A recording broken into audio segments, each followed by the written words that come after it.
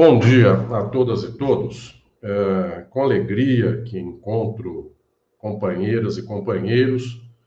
Gostaria de estar presente com todas e todos vocês, no entanto, as condições não foram possíveis para que nos encontrássemos. Então, daqui eu envio às companheiras e companheiros um abraço muito fraterno, muito especial. Feliz também por ver esta abertura de horizontes críticos, feliz por ver uma marcha progressista que se apresenta em nosso momento atual, e isto é valoroso, dados os tempos históricos nos quais vivemos. Portanto, cada espaço de luta, cada espaço de reflexão, cada espaço de crítica e de congraçamento mesmo, isto nos fortalece, isto gera horizontes, inclusive, de energia e entusiasmo. Portanto, eu abraço aqui especialmente a todas e todos nesta manhã. Meus prezados e prezadas, eu gostaria de fazer uma reflexão decisiva sobre o âmbito geral das religiões e a perspectiva da sociedade atual acerca de afecções, afetos, sentimentos e perspectivas valorativas, culturais, ideológicas, que envolvem religiões, que envolvem espiritualidades e mesmo modelos de compreensão do mundo, da vida e do sentido desta existência, tanto individual quanto social. A primeira questão decisiva é que temos, ao menos, 250 anos de atraso histórico para o fim das religiões. As religiões não têm materialidade suficiente para a sua justificativa desde o tempo do Iluminismo no século XVIII. Já no século XVII este movimento desponta, mas no século XVIII o alcance de reflexões racionais, filosóficas, levou a perceber a tragédia irracional das religiões. Tanto assim que este movimento, que foi empreendido por filósofos burgueses europeus, ele próprio, a si próprio, deu o nome de iluminismo, em favor de luzes, pretensas luzes da razão, contra as trevas da fé. Que haja uma dúvida e que haja uma disputa em torno do termo iluminismo, se de fato estas luzes da razão são tão luminosas e se esta razão é tão racional. Isto é a história do século XVIII até os dias de hoje. Desde o século XIX, está em marcha na filosofia toda uma crítica em relação às ilusões do iluminismo. Portanto, não apenas podemos dizer que aquele horizonte burguês do século XVIII, não podemos dizer que isto seja apenas a racionalidade, muito pelo contrário. É uma enviesada racionalidade burguesa também de domínio, embora de outro domínio. O que, no entanto, não tira da frente o fato de que, embora possamos discordar da racionalidade destas luzes, estamos de acordo com o fato de que o que tivemos até então são trevas da fé, e nesse sentido não é a crítica às luzes que faz reabilitar as trevas do passado. Portanto, esta leitura de mundo que duplica o mundo e, portanto, aqui anuncia uma metafísica como explicação de uma realidade concreta e material, isto que é exatamente o ponto de apoio da não-ciência, portanto, da transcendência no plano das religiões, não da imanência daquilo que seja capturado em sua materialidade, Esta dicotomia, essa divisão, desde o século XVIII, ela já é anunciada, podemos discordar do que seja a ciência, mas não, então, numa crítica à ciência, voltar à duplicação do mundo, de tal sorte que a realidade dada não é a realidade dada, porque é uma metafísica que a explica. O que podemos dizer é da discordância em relação à imanência, aquilo que está materialmente posto. A materialidade não é esta, é aquela. Esta é uma discussão do século XVIII e XIX para frente, nunca para trás. Pois bem, há 250 anos, a humanidade já tem instrumentais racionais para superar a religião. E, efetivamente, alguns grupos sociais, alguns indivíduos isoladamente, assim o fazem desde o século XVIII até os dias de hoje. No entanto, nós temos 250 anos de atraso da história da sociabilidade humana, porque há 250 anos não acaba este horizonte, e muito pelo contrário, ele foi profundamente reconfigurado a benefício da dominação contemporânea. A religião, nos termos que se apresentava no século XVIII, ela servia ao benefício das classes aristocráticas, portanto, o clero era jungido à nobreza, ao monarca absolutista, e servia estruturalmente a uma dominação de estamentos, nobreza e clero dominando o povo. A burguesia se levanta contra isso porque a burguesia, nos estamentos europeus, ela era tida como povo e não como nobreza. Não é em favor do povo que esta razão se levantou. Muito bem, isto já é a crítica do século XIX para frente. Mas o fato é que a religião tem um papel histórico de defesa do mundo aristocrático, que, por sua vez, é sucessor do mundo feudal.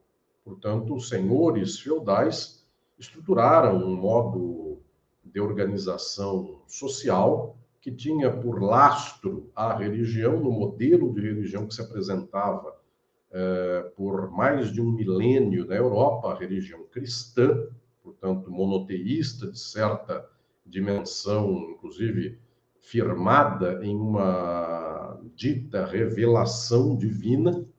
Este horizonte serviu a toda a tragédia do feudalismo e depois a tragédia do absolutismo.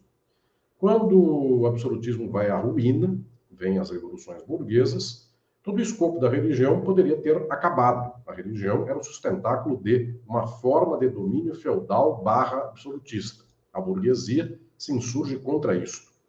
No entanto, no século XIX se percebe que a religião poderia ser reconfigurada, reelaborada para os fins do domínio burguês. A própria burguesia, que um dia foi contra a religião, e o iluminismo é o movimento mais candente desta proposta de luzes contra trevas da fé, é a burguesia que no século XIX retoma a religião. No entanto, retoma de outro modo.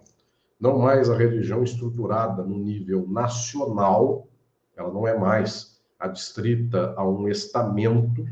O clero perde parcialmente um poder político que tinha até o século XVIII. O clero começa a se dissociar daquilo que seria o velho absolutismo e passa imediatamente à associação às classes burguesas. Estas classes burguesas, inclusive desde o século XIX, elas se agrupam, se tornam orgânicas e coesas com velhos estamentos absolutistas, de tal modo que o velho absolutismo, o clero, os cleros, de modo geral, e a burguesia passam a se tornar um consórcio só, junto com o Estado, que desde o século XIX é burguês. E então, sob liderança da burguesia, desde o século XIX até hoje, nós temos uma retomada, eu diria mesmo, um florescimento da religião. Este florescimento se dá de variados modos. Na Europa do Norte, ainda com uma perspectiva de orgulho protestante muito tipicamente próxima daquilo que pudesse ser um proveito capitalista. Aquilo que Max Weber tentou intuir de modo contrário, mas que de fato se consolidou como uma possibilidade de uma certa ética protestante afim ao espírito do capitalismo. Isso é muito típico da Europa do Norte e também, parcialmente, em grandes espaços dos Estados Unidos da América. A Europa do Sul, católica, vê no século XIX o catolicismo retomar um horizonte reacionário, de maneira ainda mais contundente. Então, do século XIX para o XX, vem daí a associação de construções fictícias, as mais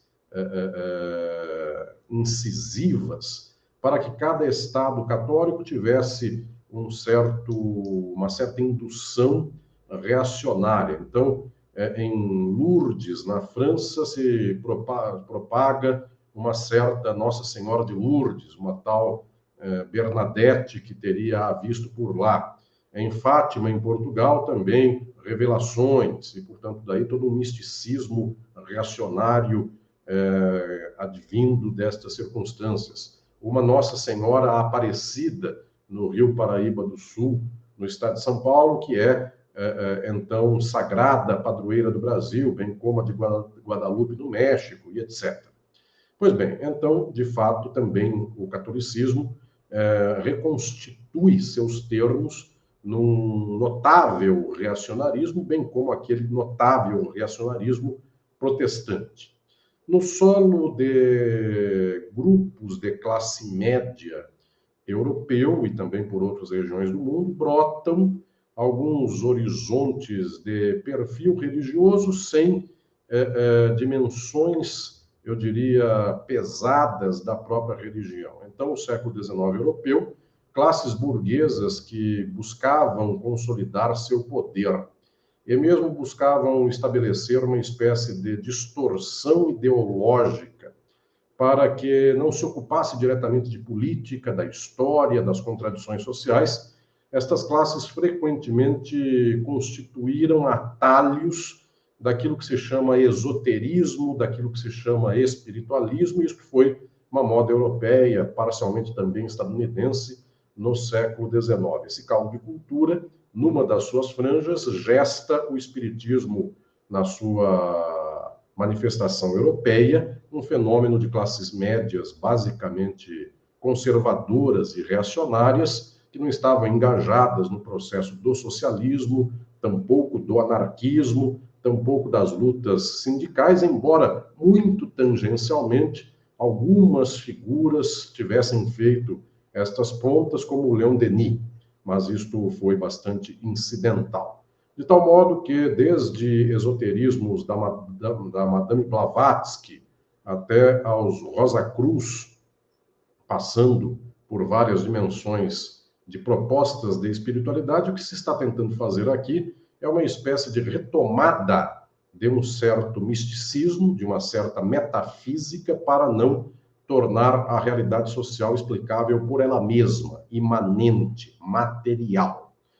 Pois bem, e no final do século XIX e início do século XX, este proveito político se torna ainda mais pujante quando, então, a partir do centro imperialista do capitalismo, os Estados Unidos da América, advém toda uma movimentação imperialista no nível ideológico. E este imperialismo ideológico se dá com as igrejas pentecostais, neopentecostais, evangélicas, de modo geral, que são criadas nos Estados Unidos a partir de um caldo de cultura originalmente protestante, e este modelo serve de combate a todo o progressismo, de tal modo que nos Estados Unidos o progressismo não floresce sistematicamente. As lutas socialistas são pequenas, tendentes, inclusive, à nulidade de termos práticos de luta, portanto, não florescem a ponto de fazer grandes conquistas sociais. Até hoje, os Estados Unidos não têm sequer saúde pública dentro do capitalismo. E as religiões cumprem um papel, portanto, de trava ideológica. E essas religiões estadunidenses, elas passam a induzir uma espécie de imperialismo religioso pelo mundo, de tal modo que alguns países, ou boa parte desses países do mundo, passam a ter influência direta deste modelo reacionário religioso estadunidense. A Coreia do Sul, dominada pelos Estados Unidos após guerra que a separou da Coreia do Norte, esta Coreia do Sul troca a sua religião ou sua cultura oriental por um predomínio evangélico pentecostal avassalador nos dias de hoje. O Brasil, que desde o início do século XX é penetrado por esta nova ideologia religiosa estadunidense, é um país de origem moderna, católica, o Brasil já hoje alcança metade de sua população evangélica e metade católica, e há breves passos de se tornar majoritariamente evangélico, pentecostal, neopentecostal, todas as dimensões deste conjunto religioso, de tal modo que então a visão estadunidense de mundo passará muito brevemente a ser já majoritária no campo religioso do Brasil. De tal modo que desde o século XIX a religião é um instrumental fundamental para o bloqueio de lutas sociais, para o bloqueio do progressismo, para o bloqueio da transformação social. E desde o século XIX, das primeiras tentativas de libertação do povo da exploração até os dias de hoje, nós já vamos para mais de um século e meio, nós já fazemos mais que um Sesc centenário, quase, daqui a pouco fazemos 200 anos, de que as populações do mundo morrem desgraçadas de fome, trabalhando a vida inteira para enriquecer 0,1% da população, e um dos gatilhos imediatos disto é a religião. O que impede o povo de se levantar há quase 200 anos é, no imediato, a religião, que só é o imediato porque há um mediato, que é a estrutura social da própria reprodução do capitalismo, das classes burguesas, que com muito gosto propagam valores e virtudes religiosas para as massas, embora estas próprias classes burguesas deem de ombros a esses valores. É muito sabido que as classes burguesas não têm nenhum apreço em especial por moralismo repressivo em termos de costumes, o uso de drogas, a liberdade sexual são bastante pronunciadas na burguesia, mas para o povo dominado, isto é o parâmetro que se espera, dado que com isto, então, nós temos uma massa bastante oprimida e, portanto, dócil aos interesses da exploração. Então, senhoras e senhores, efetivamente, já há quase 200 anos, nós não saímos deste horizonte religioso e sequer estamos num movimento para uma certa diminuição do peso das religiões. Quanto mais o capitalismo se impõe, quanto mais exploração, mais contradição e mais crise, mais o povo se torna religioso. Então, o movimento, pelo contrário do mundo, é de crescimento, é de incremento desta percepção que não explica a realidade do mundo por ela mesma, explica por uma dobra metafísica de que isto seja a vontade de uma divindade, de que isto advenha de mensagens de espíritos, de que isso advenha de dimensões tais e quais, porque isto é o que se espera, que tal presidente, a espiritualidade que o quis, que tal pessoa enviada do alto, qualquer coisa que se possa narrar. Pois bem, esta dimensão, portanto, nos revela que a religião tem um papel estrutural que é reacionário. E esse papel tem sido cumprido à risca há 200 anos. Nenhum movimento que se aflore em termos religiosos deixa de servir a este reacionarismo. O que tivemos pontualmente foram algumas experiências brevemente, rapidamente sufocadas, de tentativas de abertura crítica no espaço religioso. Houve algumas tentativas protestantes, pequenas, mas existiram. Houve tentativas no seio da cultura judaica, um judaísmo bastante laico, de perspectiva crítica, isto já no começo do século XX. Houve algumas tentativas muçulmanas, houve, em alguma dimensão, em outras perspectivas religiosas também, pequenas tentativas. No entanto, a mais vigorosa dessas tentativas se deu no seio católico, com aquilo que se conheceu pelo nome de Teologia da Libertação. O único dos movimentos progressistas no campo da religião que conseguiu escapar de pequenos grupos ou de uma fala apenas autorreferencial, uma espécie de louvação interna de pequenos grupos ou então de núcleos de individualidades. E, pelo contrário, a teologia da libertação católica conseguiu efetivamente encontrar um movimento de massas, em especial na América Latina, mas também por algumas outras regiões do mundo, de tal sorte que na década de 1960, mas em especial na década de 1970 e começo da década de 1980, a teologia da libertação efetivamente conseguiu criar uma espécie de protoforma do que seria ser progressista ainda dentro do âmbito das religiões. E esta protoforma é aquilo que se chamou de comunidade eclesial de base, um encontro espacial, institucional, tangencialmente por razões religiosas, mas fundamentalmente por razões de afeto, esclarecimento político e luta política. Portanto, comunidade de base, tangenciada pela sua razão eclesial.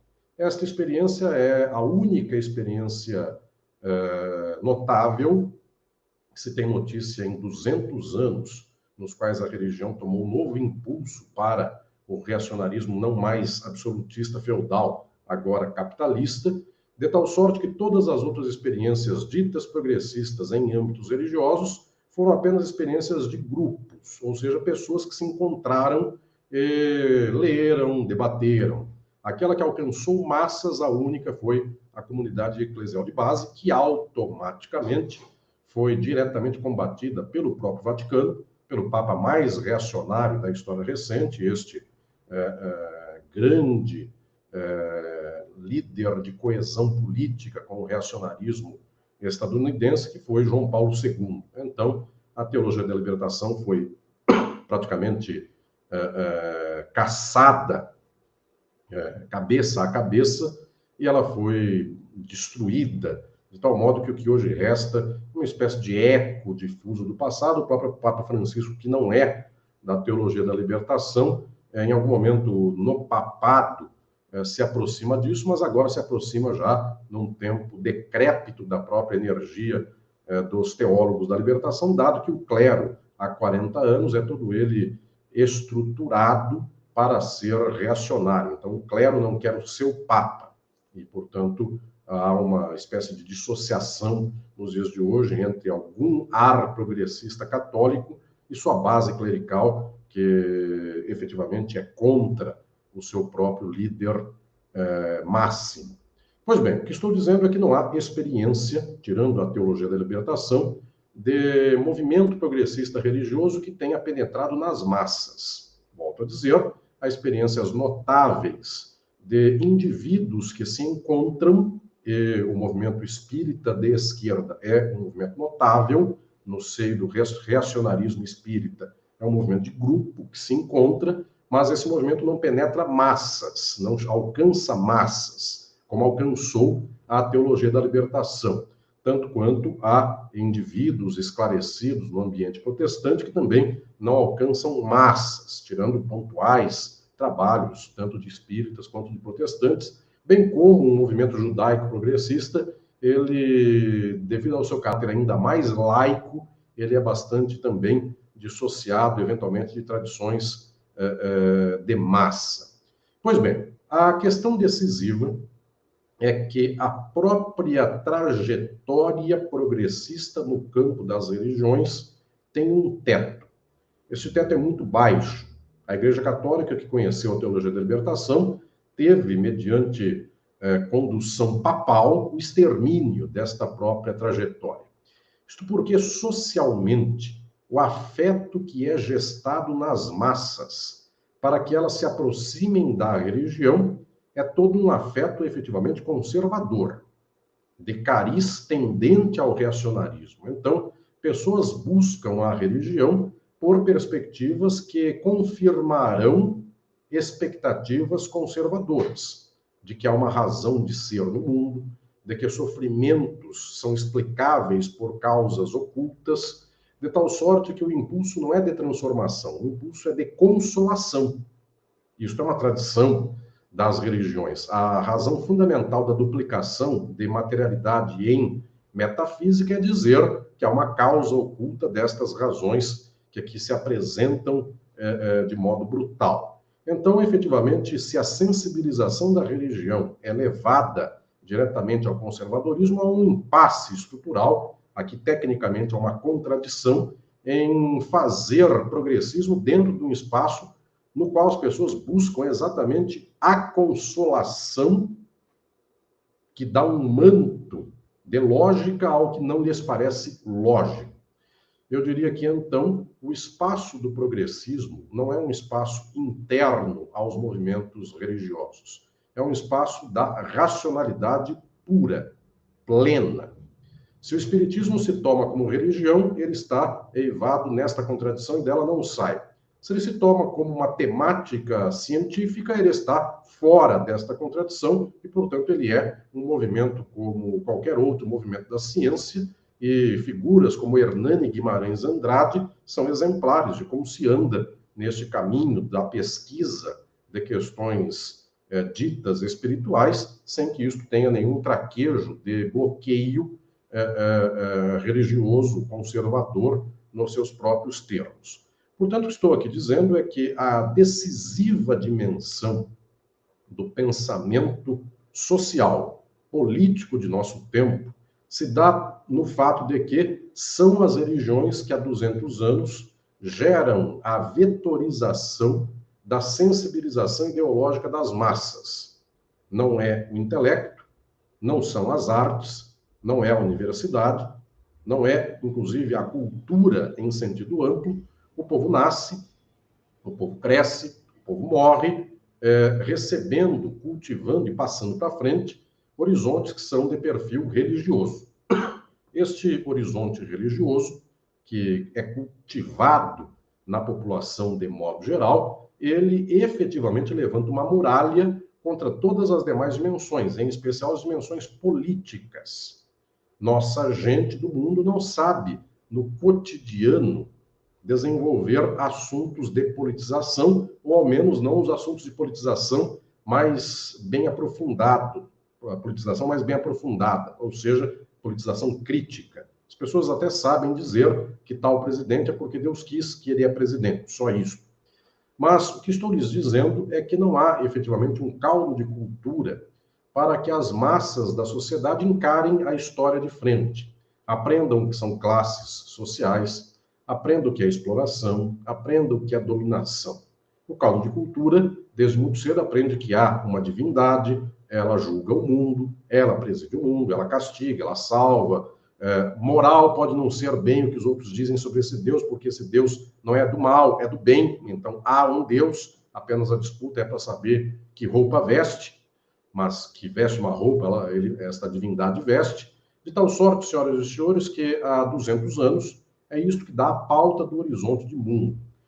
Alguns movimentos que, inclusive, são mais difíceis de darem o braço a torcer ao âmbito religioso, eles nem conseguem ter grande florescimento. O primo do movimento espírita francês era o positivismo de Auguste Comte.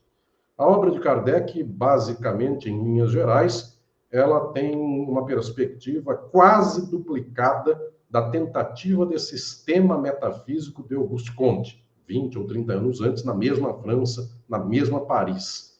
Pois bem, Auguste Comte também busca fazer um certo princípio positivo de religião a partir de horizontes científicos, o mesmo movimento que depois faz Kardec. No entanto, esse movimento de Comte, como não consegue abraçar de modo bastante mais sensível uma cultura religiosa, é ciência ou pretensão de ciência, se transformando em algum grau institucional de religião, esta religião positivista, que fez, inclusive, a República do Brasil, nossa bandeira é ordem e progresso, e é o lema kantiano de ordem, amor e progresso, este movimento positivista, por ser mais de uma pretensão filosófica do que propriamente religiosa, ele não encontra espaço para progredir. E o movimento de Kardec, por ser tanto quanto de Comte, uma certa pretensão filosófica racional, com ares religiosos, mas abraçando de modo bastante mais claro comentários ao Evangelho, mensagens de religiosos católicos do passado e coisas mais. Então, prosperou num campo que se assumiu como religião. E então, ao contrário de Auguste Comte, cuja religião positivista não durou em termos, eu diria, minimamente coesos, nem meio século, o espiritismo progride, inclusive é homenageado por presidentes da República de perfil fascista. Então, é um movimento que vai com tudo, inclusive, em termos de progresso. Pois bem, o que estou lhes dizendo é que, efetivamente, o chamariz da interpelação ideológica da sociedade capitalista é a duplicação da realidade em uma metafísica de justificativa desta realidade. A única hipótese progressista possível é a separação total desta duplicação e a ciência da materialidade das relações histórico-sociais. Isto é o único caminho possível. Fazer ciência da realidade. Somente isso. Sem duplicação metafísica. Portanto, um certo movimento possível dentro do espiritismo buscou fazer isto, eu diria, mais uma vez aqui, de Hernani Guimarães Andrade. Isto não tem impacto, nem tem repercussão expressiva, é muito residual, e toda tentativa de fazer duplicação, ela, ainda que se espere seja progressista, ela tem, na verdade, o teto do progressismo. O máximo que houve de possibilidade progressista em termos de religião da contemporaneidade foi a teologia da libertação, que foi exterminada muito brevemente. De tal modo que também esta contradição perpassa todos os outros campos. E, efetivamente, a única possibilidade de esperança de nosso tempo é a sensibilização da sociedade, das massas, para a racionalidade, para o entendimento da ciência, da história e da sociabilidade, como ela se apresenta. Tentativas parciais de remendo não dão conta, porque este remendo de meia metafísica com meio realismo é sempre rasgado automaticamente, porque qualquer metafísica apela mais emocionalmente, ideologicamente, no nível da sensibilidade do que propriamente a racionalidade. Entre revolução e uma razão oculta, as pessoas já querem saber que razão oculta é essa, dado que a revolução é enfrentamento, guerra, transformação da própria subjetividade em outra, e as pessoas não querem ser outra a não ser ela mesma. Portanto, senhoras e senhores, eu não vejo nenhuma dimensão de esperança em tentativas progressistas que remendem as religiões. Estas tentativas, elas, quando bem feitas, como foi o caso da teologia da libertação, elas tendem a acabar muito brevemente. Imaginem que seriam 30 anos de comunidade eclesial de base sem ter tutela eclesial. Nós teríamos aquilo que eu tenho falado nos últimos anos, que são os centros socialistas. Nós já teríamos isso na década de 60 para 70. No entanto, como foi feito com tutela religiosa, a religião cortou tudo isso e hoje não temos mais nada. Então, ao contrário, ao invés de comunidade eclesial de base, temos templos que propagam o reacionarismo por cada esquina da nossa nação e fazem, inclusive, este retrocesso. Poderíamos ter tido uma experiência notável em termos de energia, mas a tutela religiosa faz com que esse movimento venha pela metade. Inclusive, já faz 200 anos, desde o Iluminismo, que um ser humano só tem uma interpelação possível. Ou ele é chamado a estar up to date, ou seja, no seu tempo histórico, lutando à frente do seu tempo histórico, ou então ele será conservador e reacionário. E as tentativas de ser semi-progressista fazem com que a energia possível desta lutadora e deste lutador seja desperdiçada pela metade. Então, ao invés de dedicar a vida às movimentações efetivamente transformadoras, esta pessoa dedica metade da vida a tentar compatibilizar afetos conservadores com afetos progressistas, de tal sorte que, efetivamente, isto representa quase que fazer uma cirurgia, eventualmente neurológica, sendo um cirurgião neurológico, tendo que compatibilizar isto, ao mesmo tempo, com a faxina e a limpeza da sala onde fazem a cirurgia. Ou seja, se fará uma cirurgia muito mal feita e uma limpeza da sala também muito mal feita, porque não há energia para duas coisas. É preciso, então, concentrar-se naquilo que é a demanda do tempo histórico. Senhoras e senhores, estou dizendo aqui que, efetivamente, quando se abrem horizontes progressistas em alguns grupos religiosos, esses grupos profundamente devem estabelecer um horizonte de marcha em favor da racionalidade e da ciência e um horizonte no qual as lutas sociais se apresentem como sua diretriz e sua dinâmica. A tentativa apenas de constatar sua diferença em face dos reacionários faz com que estes movimentos e estes grupos sejam aprisionados pela pauta destes horizontes reacionários. Então, efetivamente, alguns grupos da teologia da libertação, quando percebem que não mais tem espaço institucional dentro da própria Igreja Católica, eles dão um passo à frente e se tornam, por exemplo, movimentos como o MST, Movimento Sem Terra, cuja origem também é uma origem eclesial de base, mas, no entanto, não perdem mais seu tempo buscando descobrir a quadratura do círculo entre uma divindade que deu o latifúndio para o latifundiário e a tentativa de pedir um pedacinho de terra para um trabalhador. Vão à reforma agrária. Então, há vários exemplos. Eu dou, por exemplo, aqui, mais uma vez,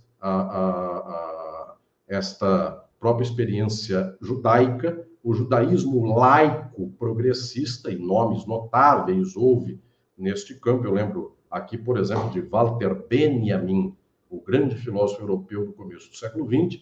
Esse movimento judaico-laico não tenta converter judeus ortodoxos, religiosos, conservadores a um horizonte de mundo tal e qual. Esse movimento judaico-laico é um movimento laico, embora de judeus e judias, mas não está tentando fazer aqui uma contraposição a outro movimento. Se a sinagoga não os quer, eles não querem a sinagoga, falam para o mundo, agem no mundo.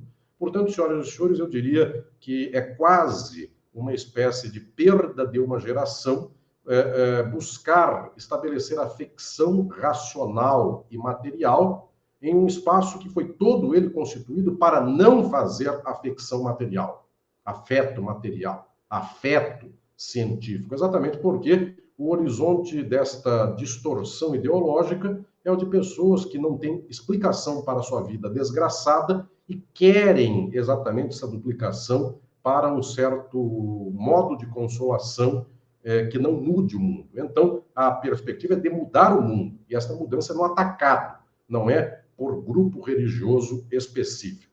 Estou lhes dizendo isto porque é proveitoso, é valioso, que muitas e muitos possam se encontrar num horizonte progressista e transformador. Há um dado residual que eu quero deixar aqui a todas e todos de proveito político nestes encontros progressistas, de alguns espíritas progressistas, de alguns espiritualistas progressistas, eventualmente protestantes progressistas, católicos progressistas e de outras dimensões mais.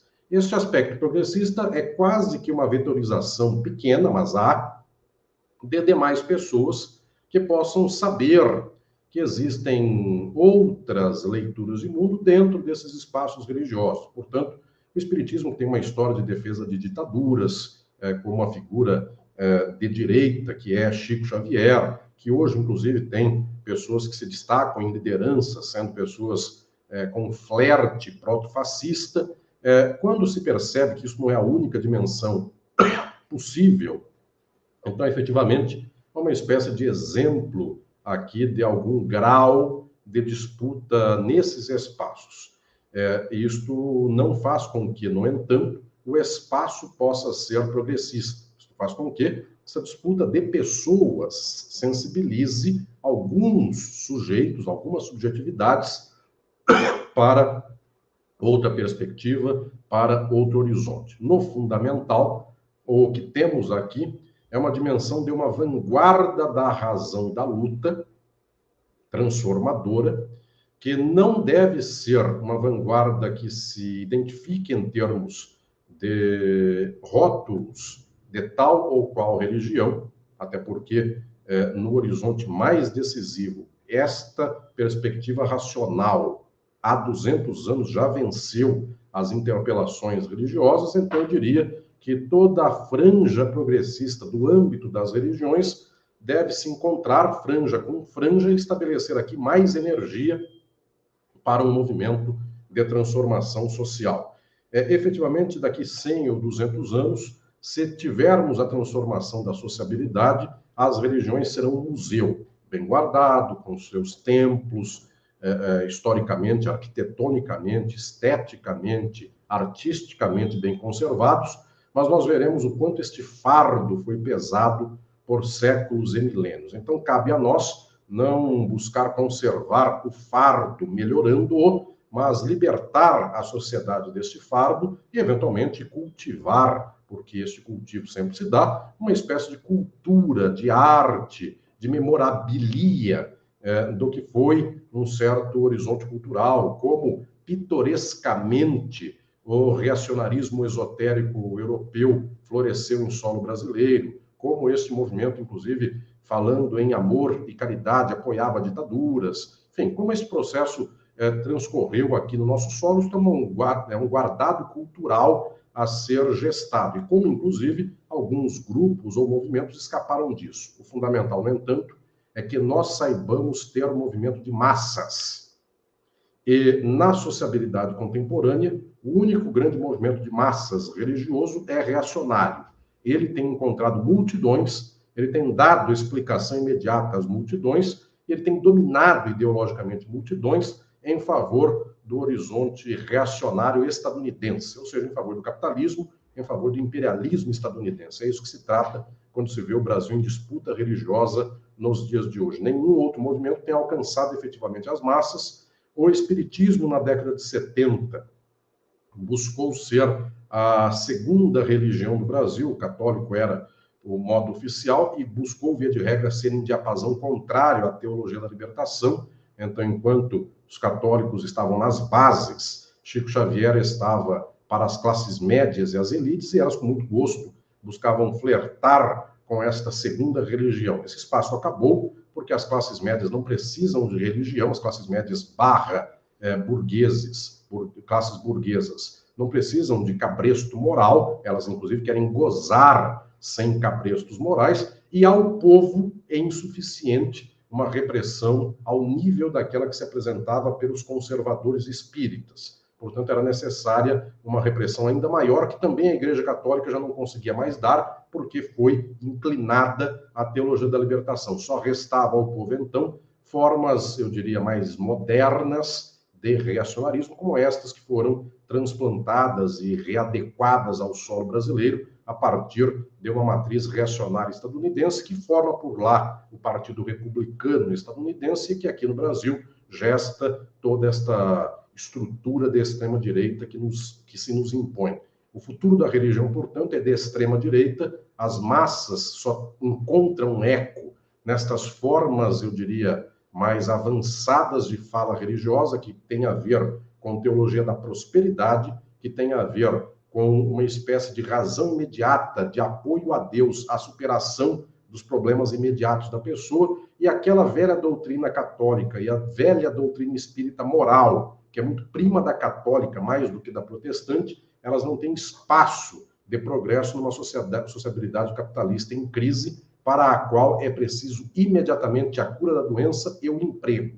Então, o pós-morte, que é algo muito típico de católico e de espírita, isto não tem nenhum sentido na medida em que não se quer apenas o choro do vale de lágrimas, que é a terra. O que se quer fazer é um bom emprego, e que o vale de lágrimas seja para o outro, porque Deus abençoou a minha família, e isso é muito típico das religiões de cariz contemporâneo de matriz estadunidense, teologia da prosperidade. O que não for teologia da prosperidade não prospera na sociabilidade capitalista contemporânea. Então, dado que a única teologia materialmente dominante é da prosperidade, e isto é um absurdo, não se pode aceitar algo nesse sentido, então não se pode fazer teologia da semi-prosperidade, tampouco teologia da pobreza. Não se pode fazer teologia, deve-se fazer ciência, ciência da transformação social. Senhoras e senhores, companheiras e companheiros, É com alegria que eu as encontro e os encontro, e com alegria eu vos digo que esta energia seja toda ela acalentada para transformarmos o mundo, e não para fazer teologia da prosperidade com desconto, e não para fazer semi-ciência com semi-teologia, e não para fazer semi-materialidade científica com semi-metafísica social. É chegado o momento no qual, se nós desperdiçarmos a nossa energia, nós nos afundamos mais uma vez na desgraça fascista, como foi o fascismo do século XX, todo apoiado pelas religiões. E então, ou afundamos no fascismo, fingindo que tampamos o nariz e levantamos um lencinho branco no meio deste mar de lama, dizendo, não sou totalmente fanático religioso, isso é simplesmente um lencinho que se levanta para o alto, afundado na lama da desgraça, ou lutamos contra esta lama e dizemos que é chegado o tempo de ciência. E, efetivamente, este seria o horizonte mais bonito que a humanidade poderia esperar de si própria e o horizonte mais belo de afeto, de irmandade, de fraternidade que une a todos os homens e todas as mulheres, a todas as pessoas deste universo. O fato de que somos irmãos e irmãs e é chegado o tempo em que ninguém mais sofra, ninguém mais domine ninguém, ninguém mais seja dominado, ninguém mais seja dominado, ninguém mais seja oprimido. Neste dia, então, da transformação das nossas condições concretas, neste dia seremos todos irmãos e irmãs. Muito obrigado.